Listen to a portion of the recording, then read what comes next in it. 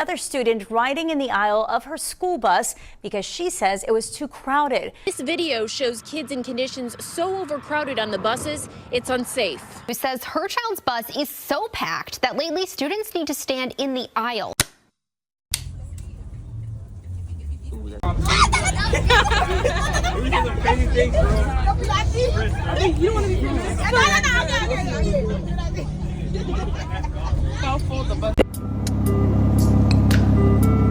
Every day at Anoka High School, students struggle to get on the bus or even struggle to sit comfortably when they're on board. Students sitting near the window are being squished against the wall, while those sitting in the middle are cramped in between two people they might not even know, which adds to the anxiety and awkwardness of it all. Meanwhile, students in the aisle seat are hanging off the edge, trying not to fall whenever the vehicle makes a sharp turn or enters a roundabout. I rode the bus the beginning of my sophomore year. It was really busy. There was a lot of kids on my bus and a lot of kids that were at my stop on the bus. Many are forced to sit three to a seat, which can be very dangerous, especially for the little kids. Our bus is a shared route within the district, meaning we have elementary schoolers on board from ages 6 through 10. These younger kids aren't able to speak out against this problem because people just see them as kids. But next year, my son will be in 2nd grade and we're planning to have him ride the bus. My biggest concern about him being on the bus is I hear there tends to be a lot of bullying on the bus. When the bus is forced to make an abrupt stop, students in the aisle could become human projectiles, flying forwards and getting injured. To understand this problem, you have to talk to people that experience this first. This problem goes beyond what every other student can see from the outside. Students are crowded onto a bus that has 24 seats and should be able to hold the capacity of around 58 students. High school buses are filled with teenagers, which has a lot of room for irritation and annoyance because things like this can ruin your day and cause teens to be frustrated with the wrong crowd / each other. Getting on a crowded bus early in the morning with nowhere to sit can cause teens to rush to the bus after school to get dibs on a seat. It can also be the cause of students who have to stand by not allowing other students to sit on the outside of a 3-seater. Last time I rode the bus, like to and from school, was last year.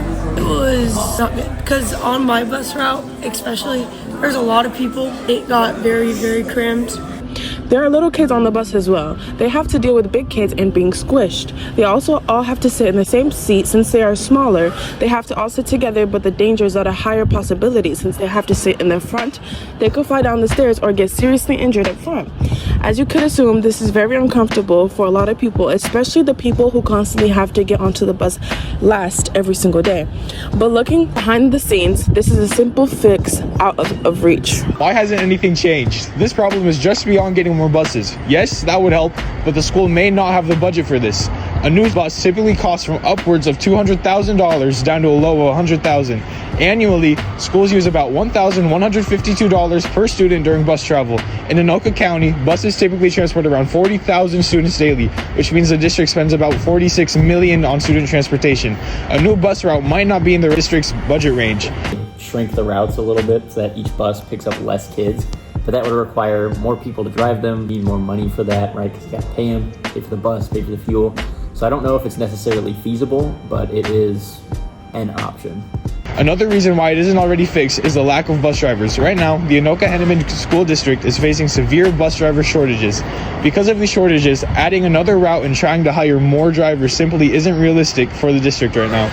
To understand how these staffing shortages impact our daily schedules, you have to look at the official data from the transportation office. Look, we know the district can't just drop millions of dollars on a brand new fleet of vehicles or magically find dozens of new drivers overnight. So I think the easier thing would be to have more buses, or like they shrink the routes a little bit so that each bus picks up less kids. But that doesn't mean we could just sit back and do nothing. The solution has to come from smarter management right here at Anoka. We need Mr. Farley to work with the routing office and run an immediate count on our current passenger numbers. The reality of that, while some of our neighborhood lines are dangerously packed, other routes covering nearby streets have plenty of empty seats. Literally, by simply adjusting those overlapping lines, we can balance the passenger load and clear the aisles without spending a single dime. On top of that, hall monitors can set up and organize staggered boarding line at 2:10 p.m. This would completely stop the dangerous afternoon stampede and make sure seats are fairly filled and safely from the back to the front. The administration already has the power to do this. We just need them to act.